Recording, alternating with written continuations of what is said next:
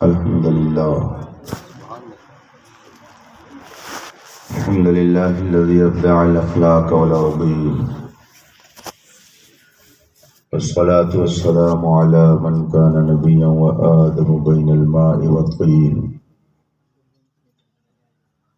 وعلى آله الطيبين وأصحابه المطهرين وعلماء أمته أجمعين، أما بعد،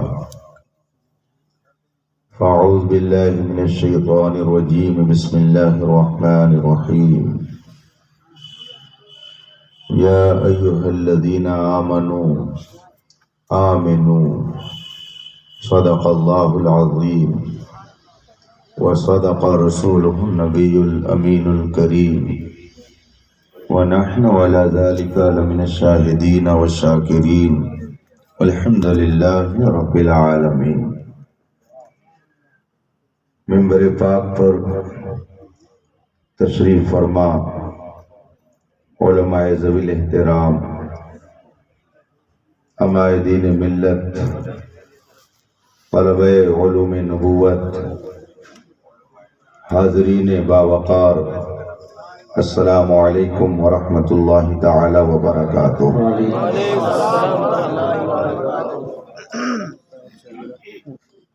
حضرات،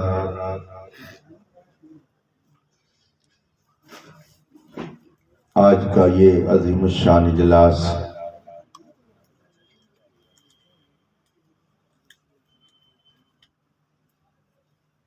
اور روح پرور بزم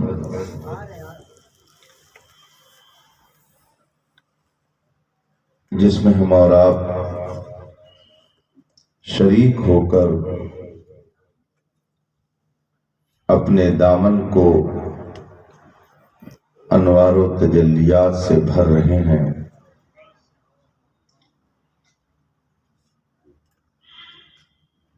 جامعہ حبیبیہ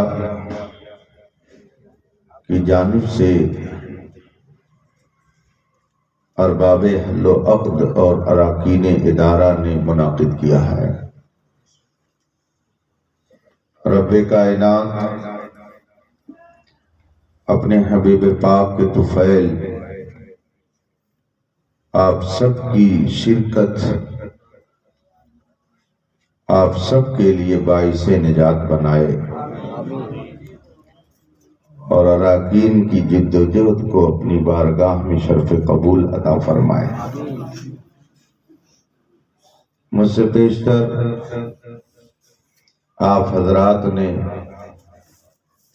نعتیں سنی، منقبتی اشعار سن کر کے اپنے دل و دماغ کو تازہ کیا۔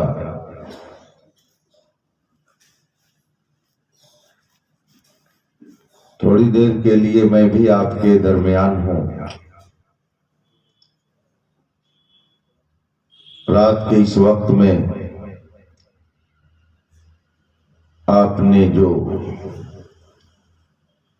اپنی قیمتی نیند کو قربان کر رکھا ہے، انشاءاللہ اس کا صلہ آخرت میں اللہ آپ کو عطا فرمائے گا۔ جامعہ حبیبیہ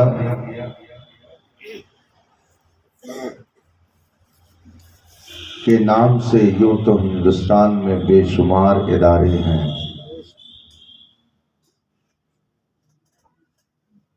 مگر میری معلومات کے مطابق حضور مجاہد ملت کی عنایتوں کا مرکز جسے کہا جائے، ان کے فیض و برکات کا شاندار چشمہ جسے کہا جائے، وہ آپ کا ادارہ ہے جس میں اس وقت آپ لوگ بیٹھے ہوئے ہیں۔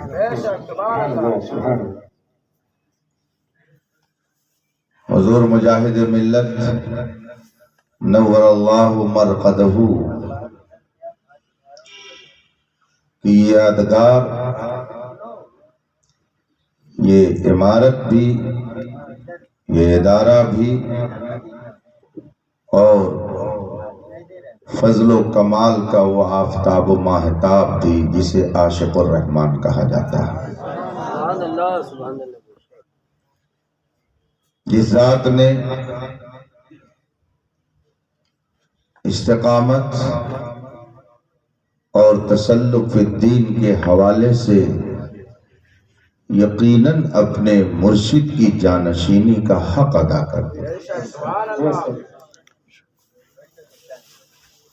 ابر رحمت ان کی تربت پر گوہر باری کرے، حشر تک شان کریمی ناز برداری کرے۔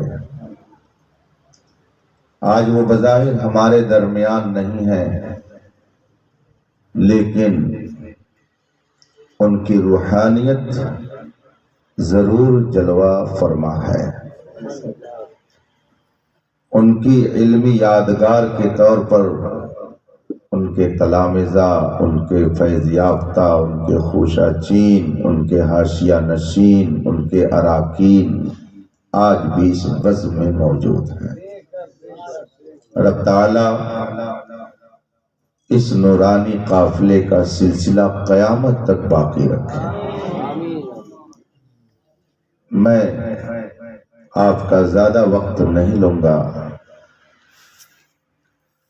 اس لیے کہ آپ میں بہت سے احباب ایسے ہوں گے جن کو صبح اپنی اپنی آفسوں میں اپنے اپنے کام پہ جانا ہوگا۔ وہ اسپیشل لوگ ہوتے ہیں کہ جو رات کو بھی جگ لیتے ہیں اور دن کو بھی جگ لیتے ہیں۔ ای سعادت بزور بازو نیست، تا نہ بخشت خدائے بخشندہ۔ آئیے مصطفیٰ جان رحمت سرور کائنات، فخر موجودات، نبی مکرم، شفیع معظم، رحمت عالم، پیغمبر اعظم صلی اللہ علیہ وآلہ وسلم کی بارگاہ ناز میں درود و سلام کا نذران عقیدت پیش کریں اور پڑھیں۔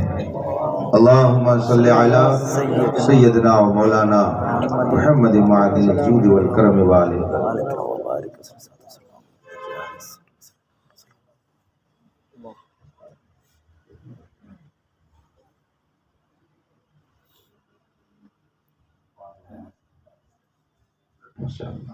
درود پاک پڑھیں۔ اللہم صلی علی سیدنا و مولانا محمد معدن الجود والکرم وآلہ کرام اجمعین۔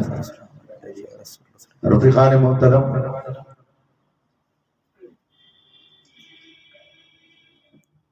اللہ رب العزت نے ہمیں اشرف المخلوقات میں پیدا فرمایا۔ بے شک ہم آدمی ہیں، انسان ہے، بشر ہے۔ یہ ایک ہی مخلوق کے تین نام ہیں۔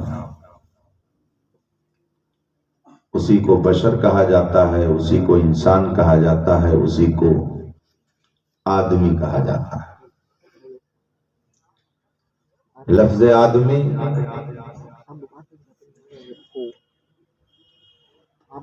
یہ دو لفظ کا مجموعہ ہے، آدم اور یا۔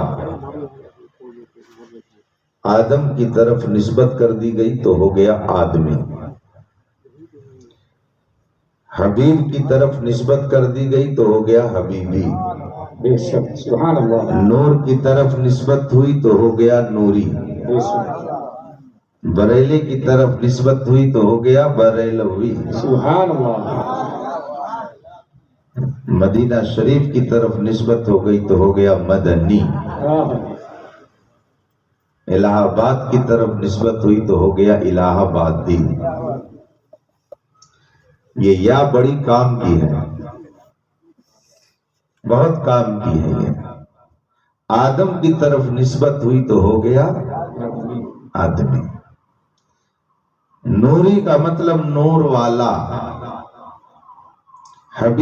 حبیبی کا مطلب ہوا حبیب والا، تو آدمی کا مطلب ہوا آدم والا۔ ہماری نسبت کسی بندر کی طرف نہیں ہے، ہماری نسبت آدم کی طرف ہے۔ کچھ لوگ بولتے ہیں مگر سمجھتے نہیں۔ ڈارون بھی اپنے آپ کو آدمی ہی کہتا رہا ہوگا، لیکن وہ آدمی ہو کر کے بھی یہ نہ سمجھ سکا کہ میں آدم سے نسبت کر رہا ہوں۔ اس نے نظریہ قائم کر لیا کہ انسان پہلے بندر تھا، ترقی کرتے کرتے وہ انسان ہو گیا۔ ہماری الحمدللہ نسل اور ہماری نسبت بندروں کی طرف نہیں ہے، ہماری نسبت حضرت آدم کی طرف ہے۔ بے شک یہ لفظ آدمی بتا رہا ہے کہ ہم بندری نہیں ہیں۔ اگر بندر کی طرف نسبت ہوتی تو بندری ہوتے، تو بندری کہلاتے۔ آدم کی طرف نسبت ہے تو ہم لوگ یہ آدم والے ہیں۔ ہماری نسبت آدم کی طرف ہے، ہماری نسبت حبیب کی طرف ہے، ہماری نسبت مدینہ کی طرف ہے۔ یہ کنیکشن اور یہ نسبت، یہ تعلق، یہ رابطہ، یہ اضافت اگر خراب چیز کی طرف ہو جائے تو معاملہ گڑبڑ ہو جاتا ہے، اور اچھی چیز کی طرف ہو جائے تو معاملہ اچھا ہو جاتا ہے۔ آدمی کہلا رہے ہیں تو اس کا مطلب یہ ہے کہ حضرت آدم علیہ الصلوۃ والتسلیم کے طور طریقے کو اپنانا ہوگا۔ آدمی ہے تو آدمیت اپنے اندر لانی ہوگی۔ حضرت آدم علیہ الصلوۃ والتسلیم ابو البشر ہیں، بے شک سارے انسانوں کے وہ باپ ہیں۔ نسل انسانی کی ابتدا حضرت آدم علیہ السلام سے ہے۔ بے شک اب جو حضرت آدم کے طریقے پر چلے گا وہی در حقیقت آدمی کہلائے گا، بے شک اور جو ان کا طریقہ چھوڑ دے گا وہ بظاہر آدمی تو ہوگا مگر حقیقت میں وہ آدمی نہیں۔ اب حضرت آدم علیہ السلام اور آدمی کی اصل حقیقت کا ذکر قرآن کریم میں کس طرح سے کیا گیا ہے۔ اللہ ارشاد فرماتا ہے لقد کرمنا بنی آدم، ہم نے اولاد آدم کو کرامت والا بنایا، شرافت والا بنایا، بزرگی والا بنایا۔ گویا انسان اپنی فطرت کے اعتبار سے شرافت و کرامت والا ہے، اپنی فطرت کے اعتبار سے نجابت والا ہے، اپنی فطرت کے اعتبار سے وہ اچھا ہے۔ اور فطرت اگر باقی ہو تو یہ اچھائی باقی رہے گی، اور فطرت اگر بدل جائے تو بگاڑ پیدا ہو جائے گا۔ یہ سسٹم ہر جگہ ہے، ہر جگہ یہ نظام آپ کو ملے گا۔ کرسی جس طرح سے بنائی گئی ہے اگر اس طرح سے رکھی جائے گی تو آپ اس پہ قاعدے سے بیٹھیں گے، اور اگر اسے الٹ کر کے حافظ شمیم صاحب نے رکھوایا ہوتا تو انہیں بھی لوگ کچھ کہتے، میں بیٹھتا تو مجھے بھی لوگ کچھ کہتے ہیں۔ نہ بیٹھنے والے کو اچھا کہتے، نہ کرسی طرح رکھنے والے کو اچھا کہتے۔ فطرت کے مطابق جو چیز ہو، نیچر کے مطابق جو چیز ہو، اپنی خلقت، اپنی بناوٹ اور اپنی اصل کے مطابق جو چیز چلے گی، بگاڑ اس میں کبھی نہیں آ سکتا ہے۔ فطرت بدلے گی تو بگاڑ پیدا ہوگا۔ اس کو آپ مثال سے یوں سمجھ سکتے ہیں، کشتی بنائی جاتی ہے ندی میں چلانے کے لیے، کشتی بنائی جاتی ہے پانی پر چلانے کے لیے، اور فور ویلر بنائی جاتی ہے روڈ پر چلانے کے لیے۔ اس کا نیچر ہے کہ وہ پانی میں چلے، اس کی بناوٹ ہے کہ اس کو خشکی پر چلایا جائے۔ لیکن اگر کوئی صاحب کہیں کہ نہیں میں کشتی کو روڈ پہ چلاؤں گا اور فور ویلر کو پانی پر چلاؤں گا، تو کشتی اگر روڈ پر کوئی چلانا چاہے اس کے پٹرے بکھر جائیں گے، کشتی کا وجود ختم ہو جائے گا، اس کے اندر بگاڑ پیدا ہو جائے گا، وہ چل نہیں سکتی ہے، بگاڑ اس کے اندر آ جائے گا، ختم ہو جائے گی وہ چیز، کشتی کا وجود ختم ہو جائے گا۔ اور اگر آپ فور ویلر کو پانی پر چلانا چاہیں تو خود بھی ڈوبے ہیں صنم سب کو۔ اس کا مطلب کیا ہوا کہ جو چیز فطرت کے مطابق چلتی ہے اس میں بگاڑ، اور جو چیز فطرت کے خلاف ہوتی ہے اس میں اب آئیے ذرا ہم دیکھیں کہ انسان اپنی فطرت کے اعتبار سے کیا ہے۔ انسان عالم ارواح میں رب کی ربوبیت کا اقرار کر چکا ہے۔ الست بربکم، کیا میں تمہارا رب نہیں؟ قالوا بلا، ساری روحوں نے کہا کیوں نہیں، بے شک تو ہمارا رب ہے۔ تو رب کی ربوبیت کا اقرار عالم ارواح میں سب نے کیا ہے، اور رسول پاک صلی اللہ علیہ وسلم کی ذات جس کا تذکرہ قرآن کے ہر ہر پارے میں، ہر ہر سطر میں، ہر ہر ورق میں، ہر ہر حاشیے میں ہے۔ حضرت آدم علیہ الصلوۃ والتسلیم سے لے کر حضرت عیسیٰ علیہ الصلوۃ والتسلیم تک جتنے انبیاء و مرسلین دنیا میں جلوہ گر ہونے والے تھے، اللہ تعالیٰ نے اسپیشل طور پر سب کا اجلاس منعقد کیا عالم ارواح میں، اور فرمایا لَتُؤْمِنُنَّ بِهِ، تم اگر انہیں پا جانا تو ان پر ضرور ایمان لانا۔ گویا رسول پاک کی ذات وہ ہے کہ ساری کائنات کے لیے وہ نبی ہیں۔ حضرت آدم سے لے کر حضرت عیسیٰ علیہ السلام تک جتنے نبی آئے سب کو میرے پیغمبر کی نبوت و رسالت کا اقرار عالم ارواح میں کرایا گیا۔ خدا کی ربوبیت اور رسول پاک کی رسالت و نبوت کا اقرار عالم ارواح میں کیا گیا۔ یہ فطرت ہے۔ اب دنیا میں آنے کے بعد اگر کوئی اس فطرت سے ہٹ جائے تو بگاڑ اس کی طرف سے آئے گا، جو اپنی فطرت پر قائم ہو بگاڑ ان کی طرف سے کبھی نہیں آ سکتا ہے۔ اسی لیے اہل ایمان کی طرف سے دنیا کے اندر فساد آ ہی نہیں سکتا، فساد ان کی طرف سے آتا ہے جو اپنی فطرت بدلتے ہیں۔ حضرت آدم علیہ الصلوۃ والتسلیم شرافت، کرامت، نجابت کا صحرا پہن کر کے آئے تھے۔ یہ فطرت انسانی ہے۔ اس فطرت انسانی کو جو بدلے گا اس کے اندر بگاڑ پیدا ہوگا، اور جب بگاڑ پیدا ہوگا تو اس کی صلاحیتیں ختم ہو جائیں گی، اور اگر بگاڑ نہیں آئے گا تو اصل صلاحیت باقی رہے گی، اور جب صلاحیت باقی رہے گی تو پھر اس کے اثرات بھی آپ دیکھیں گے، اور اگر بگڑ گئی صلاحیت تو پھر اس کا برا نتیجہ بھی آپ دیکھیں گے۔ اس کو مثال سے یوں سمجھ سکتے ہیں، سورج پوری کائنات کو منور کر رہا ہے، سورج پوری کائنات کو روشنی بخش رہا ہے۔ وہ امیر کے گھر میں بھی جاتا ہے، غریب کے گھر میں بھی جاتا ہے، وہ ساہوکار کے گھر میں بھی جاتا ہے، دانشور اور پروفیسر کے گھر میں بھی جاتا ہے، جاہل کے مکان میں بھی وہ روشنی بکھیرتا ہے۔ سورج سب کو روشنی بخش رہا ہے۔ آپ نے بچوں کا تماشا بھی کبھی کبھی دیکھا ہوگا، کبھی بچے کھیلتے ہیں، آئینے کو سورج کے سامنے کرتے ہیں اور اس کے بعد میں پھر اپنے کسی دوست کے چہرے کی طرف کر دیتے ہیں تو اس کی آنکھیں چکا چوندھ ہو جاتی ہیں۔ آپ نے یہ بھی دیکھا ہوگا کہ وہ سورج کی طرف پہلے آئینے کو کرتے ہیں اور اس کے بعد میں پھر اس آئینے کا رخ کسی تاریک کمرے کی طرف، دیوار کی طرف کرتے ہیں۔ تو آپ نے یہ بھی دیکھا ہوگا کہ سورج کی کرنیں جو آئینے کے اندر آئیں وہ کسی نہ کسی طریقے سے تاریک کمرے میں پہنچ گئیں۔ یہ آئینہ سورج کی روشنی کو اپنے اندر جذب کر لیا، اور اس کے بعد میں اس آئینے کا رخ اگر کسی تاریک کمرے کی طرف ہو گیا تو وہاں بھی روشنی پہنچ گئی۔ بچوں کے اس کھیل کو دیکھ کر کے اگر کوئی صاحب کہیں بچے یوں کھیلتے ہیں تو اب میں بچوں کی طرح نہیں کھیلوں گا، میں کچھ اور کروں گا۔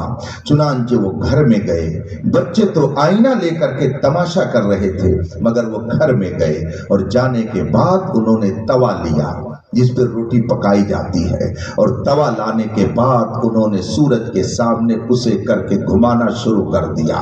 وہ اس آدمی کے منہ پر کر رہے ہیں، اس آدمی کے چہرے پر کر رہے ہیں، اس آدمی کی آنکھ پر کر رہے ہیں، مگر نہ اس کی آنکھ چکا چوندھ ہو رہی ہے نہ اس کی آنکھ چکا چوندھ ہو رہی ہے۔ اور اگر کسی کمرے کی طرف کر رہا ہے وہ تو نہ تو کمرے میں کہیں روشنی جا رہی ہے، نہ کہیں نور پیدا ہو رہا ہے، نہ کہیں اجالا پیدا ہو رہا ہے۔ بتائیے اس اس میں قصور کس کا ہے؟ آفتاب تو سب کو روشنی بخش رہا تھا، آفتاب تو سب کو نور بخش رہا تھا، آفتاب نے آئینے میں بھی نور بخشا، آفتاب نے توے کے اندر بھی نور دینے کی کوشش کی، مگر آئینے کے اندر یہ صلاحیت تھی کہ اس نے خود بھی کرنوں کو جذب کر لیا اور دوسروں کو بھی اس نے نور بخش دیا۔ اور آئینے کے مقابل میں جو توا تھا، چونکہ اس کے اندر یہ صلاحیت نہیں تھی کہ وہ خود نور لیتا، تو اب نہ وہ خود منور ہو سکا نہ کسی اور کو روشنی بخش سکا۔ اسی طریقے سے جو اپنی فطرت پر باقی رہتے ہیں، ان کی فطرت سلیمہ مثل آئینہ ہوتی ہے، وہ مثل آئینہ ہے کہ جب وہ کسی صورت کے سامنے پڑتے ہیں تو ان کے اندر جمال اور پیدا ہو جاتا ہے۔ میرے مصطفیٰ اس کائنات میں نبوت کے سورج بن کر کے آئے اور یہ سورج سب کو روشنی بخش رہا ہے، مگر صدیق اکبر کا دل مثل آئینہ تھا، ابو جہل کا دل مثل توا تھا۔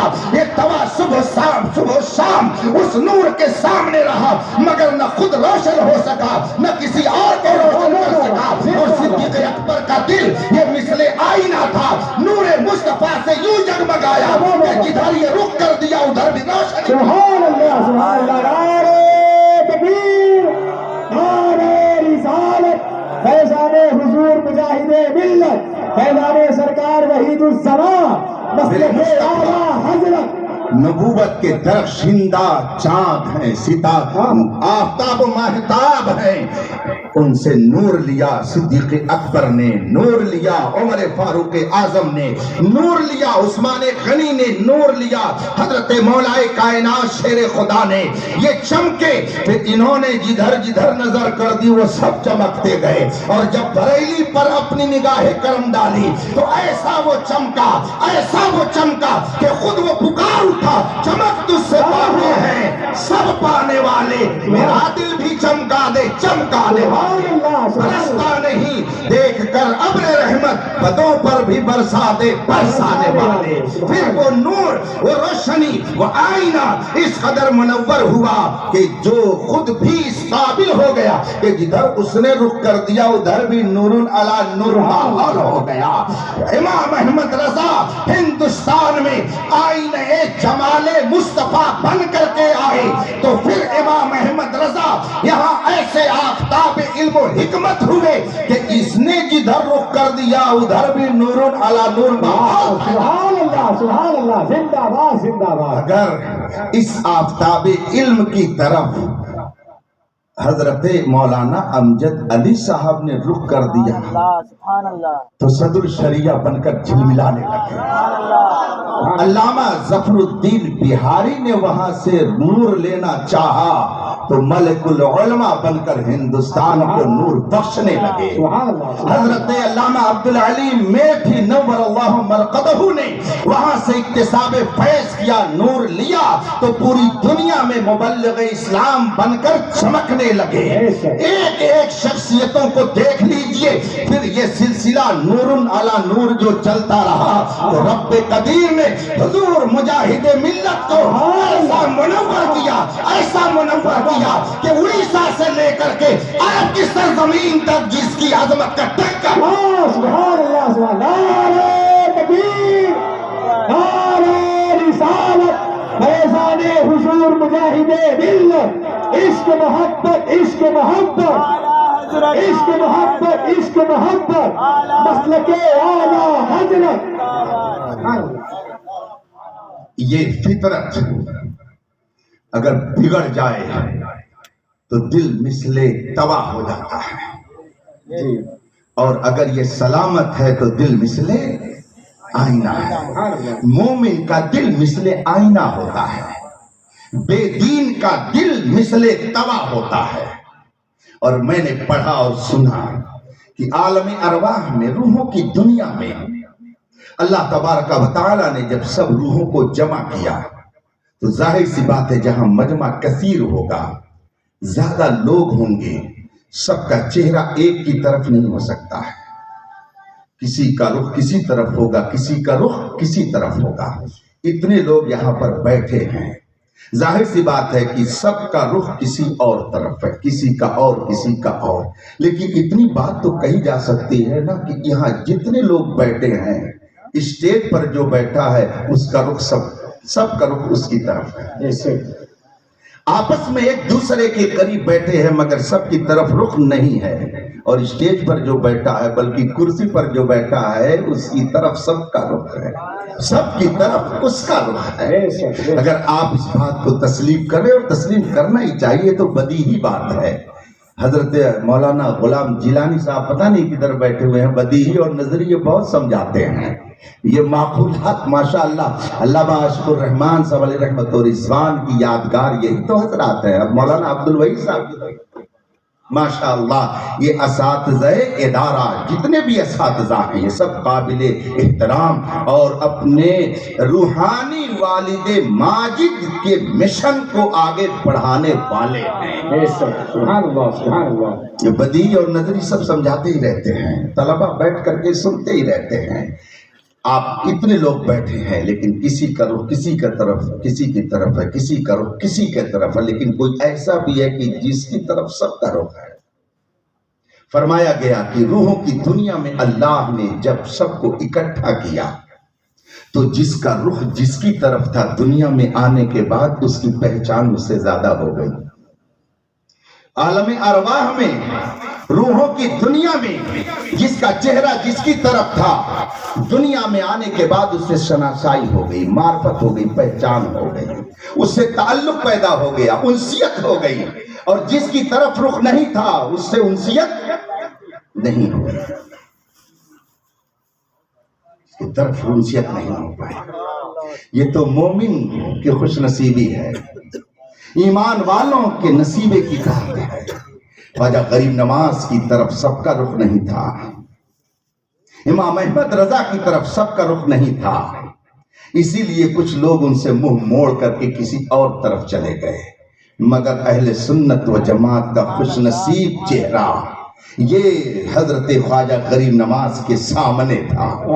اس لیے دنیا میں آنے کے بعد ہم ان کے گستاخ نہیں ہوئے بلکہ ان کی بارگاہ میں حاضری دے کر فیض و برکات حاصل کرنے والوں میں ہوئے۔ امام احمد رضا کے چہرے کی طرف ہماری پیٹھ نہیں تھی بلکہ ادھر ہمارا رخ تھا، اس لیے یہ شناسائی باقی ہے۔ حضور مجاہد ملت کے چہرے کی طرف ہماری پشت نہیں تھی بلکہ ہمارا چہرہ تھا، اس لیے 1000 کلومیٹر دور رہنے کے باوجود یہ دوری نہیں ہے بلکہ یہ قرب میں بدلا ہوا ہے، اور پوری کائنات ایسی تھی کہ ایک چہرہ پوری کائنات کے سامنے تھا جسے رخ مصطفیٰ کہا جاتا ہے۔ کائنات میں وہی ایک ایسی ذات تھی کہ پوری کائنات کا چہرہ رخ مصطفیٰ کی طرف تھا۔ سبحان اللہ سبحان اللہ، نعرہ تکبیر، نعرہ رسالت، فیضان حضور مجاہد ملت، فیضان سرکار وحید الزمان، مدرسہ جامعہ حبیبیہ۔ کتنا شاندار نقشہ کھینچا ہے بریلی کے امام احمد رضا نے۔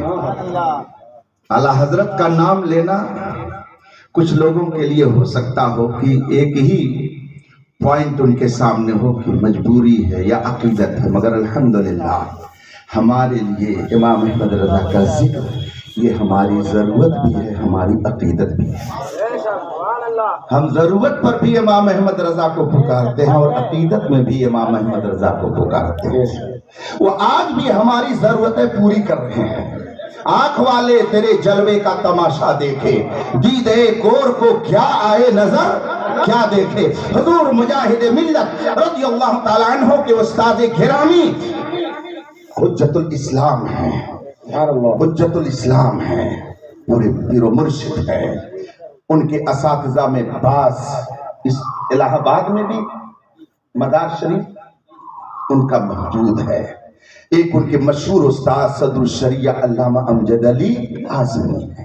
جب اعلیٰ حضرت کا وصال ہوا اس کے بعد اعلیٰ حضرت کی یاد میں وہ بہت روتے تھے۔ فرماتے ہیں مجھے یہی تصور بار بار پریشان کرتا تھا کہ اب ہمارے مشکل مسائل کون حل کرے گا۔ आला हजरत होते थे, कोई मसला पेश होता हमारे सामने, अगर उसका जुजिया नहीं मिलता, उसकी ताईद में कोई इबारत नहीं मिलती, कोई दलील नहीं मिलती, हम थक हार जाते तो आला हजरत की बारगाह में पहुंच जाते, फौरन हमारी मुश्किल हल हो जाती। हुजूर मुहद्दिस आदम हिंद की छोछवी अलैहि रहमत व रिज़वान फरमाते हैं, बारहा ऐसा हुआ हमारे सामने कोई मसला आता और हम देखते तो समझते कि ये तो बिल्कुल नया मसला है, इसकी ताईद में कोई इबारत मिल ही नहीं सकती है, और फिर फतावा हिंदिया भी देखते, रद्दुल मुहतार भी देखते, फतहुल कदीर भी देखते, तबीउनुल हकाइक भी देखते, कंजुद दकाइक भी देखते, और भी हम फिक़्ह व फतावा की किताबें ढूंढ लेते, मगर हमें इबारत नहीं मिलती। थक हार कर हम इल्म की उस लाइब्रेरी की खिदमत में हाजिर होते कि जहां हर मुश्किल का हल पहले ही से मौजूद रहता। मुहद्दिस आज़म रज़ियल्लाहु ताला अन्हु फरमाते हैं, हम जब इबारतें ढूंढ ढूंढ करके थक जाते, अब पहुंचते आला हजरत की बारगाह में और अर्ज करते, हुजूर एक नया मसला आ गया है, इबारतें तलाश करते करते थक गए, मगर हमें कोई ताईद में इबारत नहीं मिल रही है। आला हजरत मुस्कुरा करके फरमाते, मौलाना ये तो बहुत पुराना मसला है, इस मसले की सराहत तो फला किताब में है, फला जिल्द में है, फला सफ़हे पर है, बल्कि सतर भी बता देते, और जब आ करके हम किताब खोलते तो ना सफ़हे का फर्क होता ना सतर का फर्क। सुभान अल्लाह, सुभान अल्लाह, सुभान अल्लाह। हुजूर सदर शरिया अलैहि रहमत व रिज़वान फरमाते हैं कि मैं आला हजरत के इंतकाल के बाद रोता था, रात में कसरत से मुझे उनकी याद आती तो मेरी आंखों से आंसू जारी हो जाते, यही तसव्वुर सताता था कि अब मुश्किल मसाइल कौन हल करेगा। सदर शरिया रहमतुल्लाह अलैह फरमाते हैं कि एक रात जब मैं सोया तो मैंने ख्वाब देखा कि आला हजरत रज़ियल्लाहु ताला अन्हु मेरे ख्वाब में जलवा फरमा हो रहे हैं और हाथ में कागज का एक बंडल है, और मुझसे फरमाते हैं, मौलवी अमजद अली क्यों परेशान होते हो, ये लो चलो काम करो, हम तुम्हारी मुश्किल ऐसे ही हल करते रहेंगे।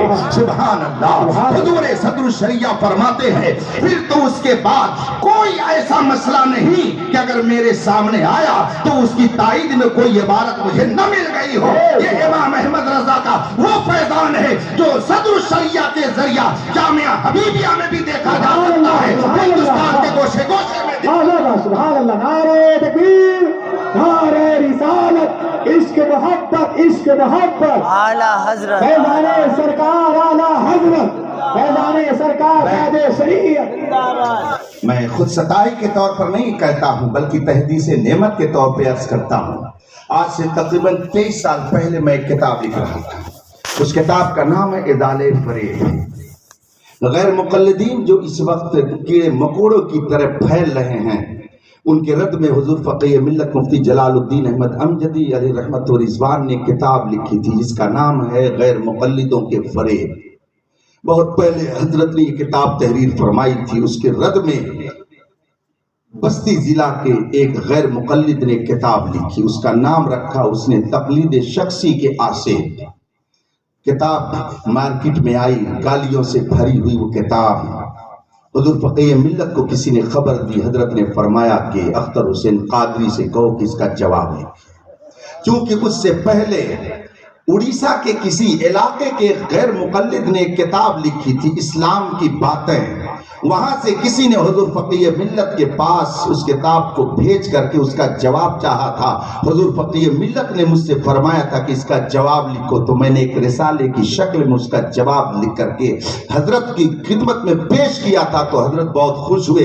उड़िया जबान में वो रिसाला छप भी चुका है, उसका नाम है ईमान की बातें बजवाब इस्लाम की बातें। इस बुनियाद पर हजरत ने फरमाया कि इस किताब का तुम जवाब लिखो, तो मैंने उसका जवाब लिखा। उस किताब का नाम है इज़ाले फरेब बजवाब तक़लीद शख्सी के आसे।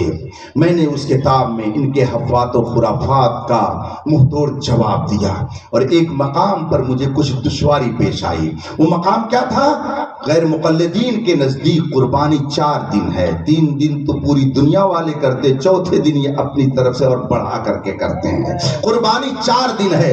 اور اس کے لیے انہوں نے جو دلیل پیش کی تھی وہ ایک حدیث کا ٹکڑا، ایام التشریق کلہ ایام الذبح، تشریق کے جتنے دن ہیں وہ سب کے سب قربانی کے دن ہیں. تو اس حدیث کو پیش کر کے اس نے لکھا تھا کہ چوتھا دن بھی تشریق کا دن ہے تو قربانی بھی چوتھے دن ہوگی. اس حدیث سے یہ ثابت ہو رہا ہے.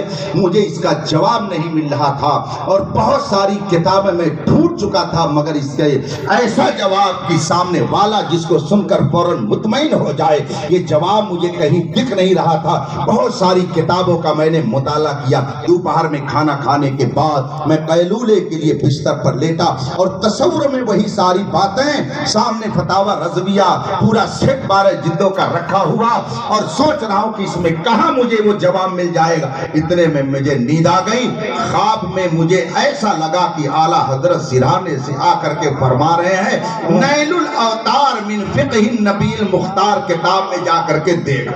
سبحان اللہ. چنانچہ میرا ایقان کہیے، امام احمد رضا کے در کی غلامی کا یقین کہیے کہ میں نماز ظہر کے لیے اٹھا اور اس کے بعد میں نماز سے فارغ ہو کر عالمی لائبریری میں گیا جہاں اس وقت تقریباً 40,000 کتابوں کا ذخیرہ. مگر یہ بھی میں جانتا ہوں کہ آپ کے جامعہ حبیبیہ کی لائبریری میں جو ذخیرہ ہے وہ بہت ہی نادر و نایاب ہے. اس کا ملنا ہر جگہ بہت مشکل ہے.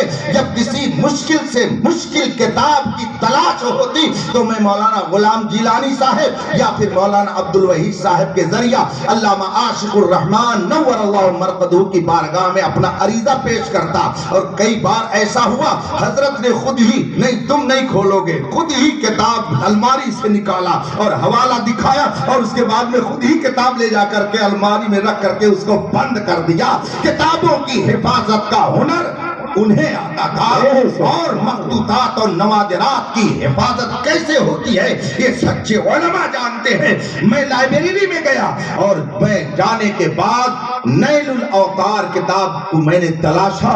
اتفاق سے سامنے کی لائبریری میں مجھے وہ کتاب مل گئی. نیل الاوتار ایسا لگتا تھا کہ جیسے امام احمد رضا نے آ کے سرانے سے کہا نیل الاوتار دیکھو. میں نے اسی بنیاد پر لائبریری میں جا کے کتاب کھولی اور اس کے بعد کتاب الاضحیہ قربانی کا مسئلہ جس جلد میں تھا میں نے وہ نکالا اور جو ہی چند ورق الٹے تو سامنے اس میں مجھے ایک عبارت ملی جس نے میری مشکل کو آسان کر دیا. یہ کتاب جانتے ہیں کس کی لکھی ہوئی ہے؟ یہ خود ایک غیر مقلد عالم کی لکھی ہوئی ہے. قاضی شوکانی جو غیر مقلدین کا بہت بڑا امام مانا جاتا ہے، یہ کتاب اس کی لکھی ہوئی ہے. ہماری نہیں مانو گے تو کم از کم اپنے اماموں کی تو مانو گے. قاضی شوکانی غیر مقلد کی لکھی ہوئی یہ کتاب ہے جس کو سارے غیر مقلدین اپنا پیشوا مانتے ہیں. امام احمد رضا نے اس کے ذریعہ میری جو ایک رہنمائی فرمائی تو بظاہر ایک نہیں بلکہ 2 کہ دشمن کے مقابلے میں وہ اسلحہ لے کر کے جاؤ کہ جو اس کے گھر میں برآمد ہو جائے تاکہ انہی کی جوتی انہی کا سر ہو جائے اور پھر انہیں انکار کرنے کی کوئی گنجائش نہ ہو. میں نے جا کر کے کتاب کھولی تو دیکھا اس میں لکھا ہوا تھا کہ ابن تیمیہ نے کہا کہ یہ حدیث دلیل پیش کرنے کے قابل نہیں ہے. یہ حدیث دلیل پیش کرنے کے قابل نہیں ہے. گویا غیر مقلدین جس حدیث پر اپنی بنیاد رکھتے ہیں دوسرے غیر مقلد نے اس بنیاد کو خود ہی برابر کر دیا کہ اس حدیث کو تم دلیل میں مت پیش کرو. یہ حدیث تمہارے نزدیک صحیح بھی نہیں ہے، قابل استدلال بھی نہیں ہے. اس سے میں نے سمجھ لیا کہ جس کے دل میں امام احمد رضا کی جتنی عقیدت ہوگی اتنا ہی ادھر سے فیضان اس کے اوپر جاری رہے. سبحان اللہ سبحان اللہ. نعرہ تکبیر، نعرہ رسالت. مجاہد ملت نور اللہ مرقدہ کا وہ واقعہ ذرا یاد کیجئے کہ کیسی عقیدت بریلی شہر سے، کیسی عقیدت امام احمد رضا کے خانوادے سے، کیسی عقیدت حجت الاسلام سے. بہت مشہور واقعہ ہے کہ حضور مجاہد ملت رضی اللہ تعالیٰ عنہ رکشے پر تشریف لے جا رہے تھے اور جو رکشہ چلا رہا تھا اس سے آپ نے پوچھ لیا بتاؤ تمہارا نام کیا ہے؟ اس نے کہا میرا نام حامد رضا ہے. اس نے کہا میرا نام حامد رضا ہے۔ حضور مجاہد ملت رحمت اللہ تعالی علیہ نے کہا کہ رکشہ کنارے کرو، اس نے رکشہ کنارے کیا۔ حضور مجاہد ملت رکشے سے اترے اور جو مزدوری طے ہوئی تھی آپ نے اسے نکال کر کے دیا اور کہا کہ جاؤ۔ اس سے آپ نے فرمایا جاؤ۔ وہ حیرت زدہ تکتا رہا، کہتا ہے مولانا آپ نے پورا سفر بھی نہیں کیا، آخر میں نے غلطی کیا کر دی اپنا نام بتا کر کہ آپ میرے رکشے سے اتر گئے اور مزدوری بھی پوری دے رہے ہیں، آپ تو کمال کے آدمی ہیں، کیوں آپ نے ایسا کیا؟ حضور مجاہد ملت رضی اللہ تعالیٰ عنہ نے فرمایا میرے پیر و مرشد کا نام حامد رضا ہے، میں اپنے پیر و مرشد کے ہم نام کے رکشے پر سواری کروں یہ میری غیرت ارادت کو گوارا نہیں ہے، اس لیے آپ تشریف لے جائیے، میں آپ کو مزدوری پیش کرتا ہوں مگر میں آپ کے رکشے پر سواری نہیں کر سکتا۔ سبحان اللہ سبحان اللہ۔ یہ ادب یہ احترام ہمارے بزرگوں نے ہمیں بتایا ہے، اور جو اس راستے پر چلے گا انشاءاللہ وہ کبھی گمراہ نہیں ہوگا۔ تیرے غلاموں کا نقش قدم ہے راہ خدا، وہ کیا بہک سکے جو یہ سراغ لے۔ سبحان اللہ سبحان اللہ۔ جب فطرت سلیمہ باقی ہوتی ہے تو طبیعت میں نکھار پیدا ہوتا ہے، فطرت قائم ہو تو سلامت روی آتی ہے، فطرت بگڑ جائے تو معاشرہ بگڑ جاتا ہے۔ یہ ادارے یہ فطرت کو باقی رکھنے کا کام کرتے ہیں، یہاں کی خاک سے انصاف بنائے جاتے ہیں۔ یہ ادارے جہاں پہ اللہ و رسول کا درس دیا جاتا ہے وہاں یہی بتایا جاتا ہے کہ تم نے روحوں کی دنیا میں جب رب کی ربوبیت کا اقرار کر لیا تو اب اس کی ربوبیت کا انکار نہ کرو بلکہ اسی پر قائم رہو۔ اگر تم نے روحوں کی دنیا میں پیغمبر اسلام محمد رسول اللہ صلی اللہ علیہ وسلم کی عظمت کا اقرار کر لیا ہے تو دنیا میں آنے کے بعد اس اقرار پر قائم رہو۔ اگر تم نے روحوں کی دنیا میں اپنے آپ کو فطرت سلیمہ کے زمرے میں لا کر کے کھڑا کر دیا ہے تو یہاں بھی اسی فطرت پر باقی رہو۔ یا ایھا الذین آمنوا اے ایمان والو اپنے ایمان پر قائم رہو، ایمان پر قائم رہو گے یہاں بھی تم سرخرو رہو گے اور وہاں بھی۔ سبحان اللہ سبحان اللہ۔ اگر یہ ادارے نہیں رہیں گے، مگر میں ہر ادارے کی بات نہیں کرتا، اشارہ تو اسی طرف کیا ہے نا، تو اس جیسے جو ادارے ہیں میں ہر ادارے کی بات نہیں کرتا۔ جب ہر عالم یکساں نہیں تو ہر ادارہ یکساں کیسے ہو سکتا ہے؟ رسول پاک صلی اللہ علیہ وسلم نے ارشاد فرمایا ان شر الشر شرار العلماء ان خیر الخیر خیار العلماء۔ دنیا کے اندر جتنی خراب چیزیں ہیں ان سب میں سب سے خراب چیز خراب علماء ہیں، خراب علماء، ان کی خرابی سب سے زیادہ بھینکر ہوتی ہے۔ رسول پاک فرماتے ہیں ان خیر الخیر خیار العلماء، دنیا کے اندر جتنی اچھی چیزیں ان سب میں اچھی چیز اچھے علماء ہیں۔ جب علماء بگڑتے ہیں تو معاشرہ بگڑتا ہے، علماء بگڑتے ہیں تو سماج بگڑتا ہے۔ اب آپ دیکھ لیجئے جتنے باطل فرقے وجود میں آئے کسی کا بانی اور فاؤنڈر کوئی جاہل نہیں تھا، کوئی پراپرٹی ڈیلر نہیں تھا۔ جتنے فرقے وجود میں آئے ایک طرف سے دیکھ لیجئے معتزلہ ہوں، چاہے مشبہہ ہوں، چاہے مجسمہ ہوں، چاہے قدریہ ہوں، چاہے جبریہ ہوں، دور حاضر میں چاہے نجدیہ ہوں، چاہے قادیانیہ ہو، چاہے دیابنہ ہو، چاہے وہابیہ ہو، چاہے روافظ ہو، جتنے فرقے ہیں آپ دیکھ لیجئے کسی فرقے کا بانی اور فاؤنڈر کوئی جاہل نہیں ملے گا۔ یہ جب بگڑتے ہیں تو سماج بگڑتا ہے، ان کی بدعقیدگی سے سماج میں بدعقیدگی پیدا ہوتی ہے، اور جب عالم سنورتا ہے تو تنہا نہیں سنورتا، انقلاب برپا کر دیتا ہے، تنہا نہیں سنورتا، معاشرے کو سنوار دیتا ہے۔ ایک مولوی بگڑا، اس نے حفظ الایمان لکھ کر کے معاشرے کو بگاڑنا چاہا کہ نبی کا علم تو پاگلوں کی طرح سے ہے۔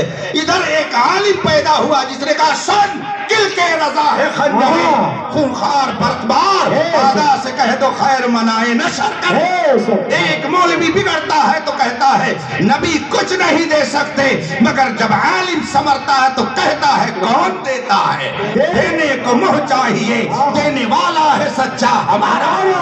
عالم جب بگڑتا ہے تو کہتا ہے کہ نبی کو پیچھے کی خبر نہیں ہے، مگر جب عالم ربانی منظر وجود پر آتا ہے تو وہ کہتا ہے اور کوئی غیب کیا تم سے نہا ہو بھلا، جب نہ خدا ہی چھپا تم پہ کرو۔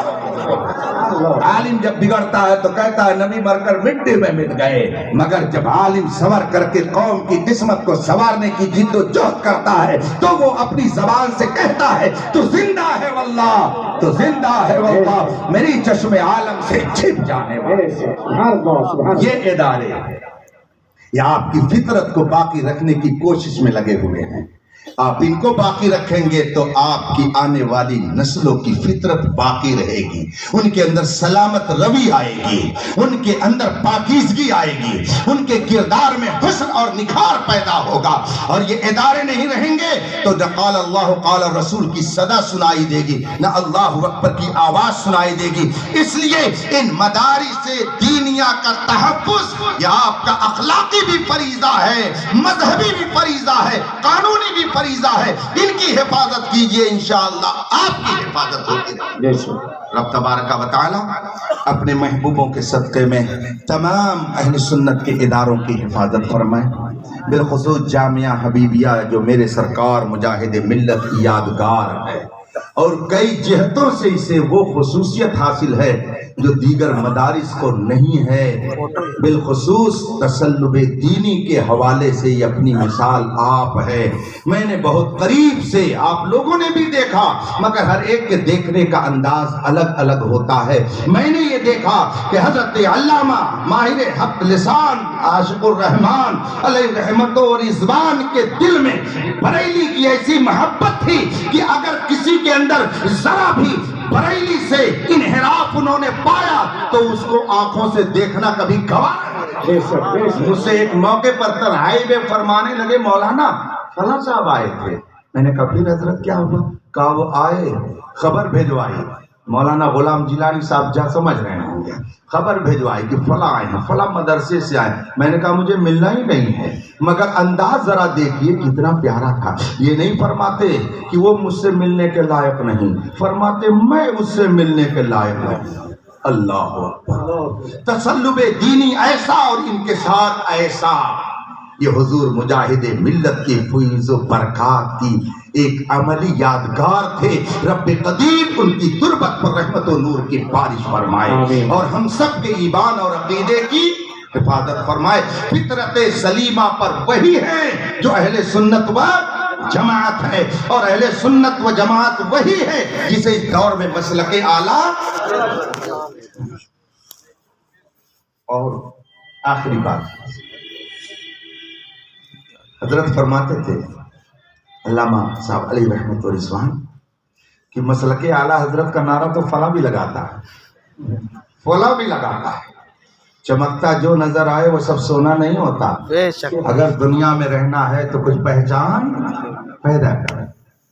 فرماتے وہ بھی کہتا ہے، وہ بھی تو اپنے آپ کو مسلک اعلیٰ حضرت والا کہتا ہے، لہذا اس میں ایک دم بڑھایا جائے قدیم مسلک اعلیٰ حضرت، قدیم مسلک اعلیٰ حضرت، یعنی جدیدیوں کا نہیں، قدیم جو مسلک اعلیٰ حضرت جو مجاہد ملت نے دیا، جو صدر الافاضل نے بتایا، جو مبلغ اسلام نے بتایا، جو ہمارے اکابر نے بتایا، وہ اصل میں مسلک اعلیٰ حضرت ہے کہ جس پر قائم رہنے سے ایمان بھی سلامت رہے گا، عقیدہ بھی درست رہے گا۔ یہ دنیا چند روزہ زندگی، میں یہ نہیں کہتا کہ آپ دنیا سے کنارہ کشی اختیار کر لیجئے، لا رہبانیت فی الاسلام، اسلام میں رہبانیت نہیں ہے کہ سب کچھ چھوڑ کر کے کٹیا میں بیٹھ جاؤ، نہیں، اسلام یہ نہیں کہتا، اسلام اس سے روکتا ہے، لا رہبانیت فی الاسلام، اسلام میں رہبانیت نہیں ہے، جس کو سادھو پنا کہہ لیجیے، سب کچھ چھوڑ کر کے، حتیٰ کہ لباس بھی چھوڑ کر کے الگ ہو جاؤ، اسلام میں یہ نہیں ہے، اسلام اس کو منع کرتا ہے۔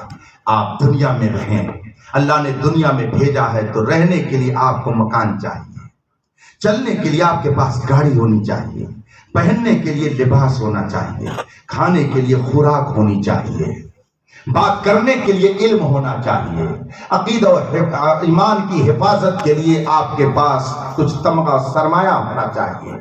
آپ عمارتوں سے الگ نہیں ہو سکتے ہیں، ضروریات زندگی سے الگ نہیں ہو سکتے ہیں، مگر یاد رکھیے رسول پاک صلی اللہ علیہ وسلم کے پاس حضرت جبریل علیہ السلام جو پیغام لے کر آئے، اس میں ایک پیغام یہ بھی تھا وَأَحْبِبْ مَنْ شِئْتَ فَإِنَّكَ مُفَارِقُ، جس سے چاہو محبت کرو، ایک نہ ایک دن اسے چھوڑ کر جانا ہے، جس کو چاہو محبوب بناؤ، ایک نہ ایک دن اسے چھوڑنا ہے۔ حضرت جبریل علیہ السلام نے خدا کا یہ پیغام رسول پاک کو پہنچایا، اور رسول پاک نے پھر پوری امت کو یہ پیغام دیا، جس سے چاہو محبت کرو، ایک نہ ایک دن اسے چھوڑ کر کے جانا ہے۔ زمین سے محبت، پراپرٹی سے محبت، دوست احباب سے محبت، جس سے چاہو محبت کرو۔ یاد رکھیے گا، استعمال کرنے کے لیے چیزیں الگ ہوتی ہیں اور محبت کرنے والی چیزیں الگ ہوتی ہیں، دونوں میں فرق ہوتا ہے۔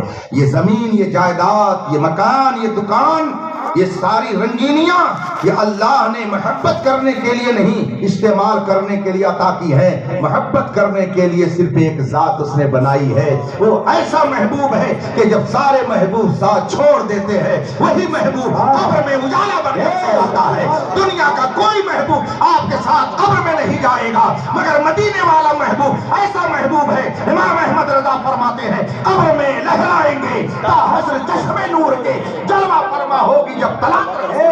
سبحان اللہ، سبحان اللہ، سبحان اللہ۔ اس محبوب کو جس نے اپنے دل میں بسا لیا تو نور نالا نور ہو گیا۔ اسی محبوب کو اپنے دل میں بسا کر مجاہد ملت ادھر جگمگا رہے ہیں، علامہ عاشق الرحمان ادھر جگمگا رہے ہیں۔ پوری دنیا کے اندر دیکھ لیجئے، جنہوں نے مصطفیٰ جان رحمت کو اپنا محبوب بنایا، وہ بھی دنیا کی نظر میں محبوب بن گئے۔ سبحان اللہ۔ اور اس زمانے میں مثال اگر دیکھنا چاہتے ہو تو میرے تاج شریعہ کو دیکھو، سبحان اللہ، سبحان اللہ۔ دیکھ لیجئے، اور کتنے یقین سے کہہ کر کے گئے اختر قادری خلد میں چل دیا۔ یہ کون کہہ سکتا ہے؟ چل دیا، یہ نہیں فرمایا جائے گا۔ اختر قادری خلد میں جائے گا یہ نہیں فرمایا، اختر قادری خلد میں چل دیا۔ یہ کون بولے گا؟ جس کو یقین ہوگا، بے شک۔ جس کو اپنے اس ایمان پر یقین ہوگا کہ ضرور مصطفیٰ جان رحمت اپنے ان قادری غلاموں پر کرم کی بارش فرمائیں گے، وہ یہ کہے گا۔ فرماتے ہیں اختر قادری خلد میں چل دیا، اور تنہا اپنے آپ کو لے کر کے نہیں گئے، سبحان اللہ، خلد واہ ہے ہر ایک قادری کے لیے، سبحان اللہ، خلد واہ ہے ہر ایک قادری کے لیے۔ اور کتنی اچھی دعا ہمیں سکھائی اعلیٰ حضرت نے، قادری کر قادری رکھ، قادری رکھ، قادریوں میں قدر عبد القادر قدرت نما کے۔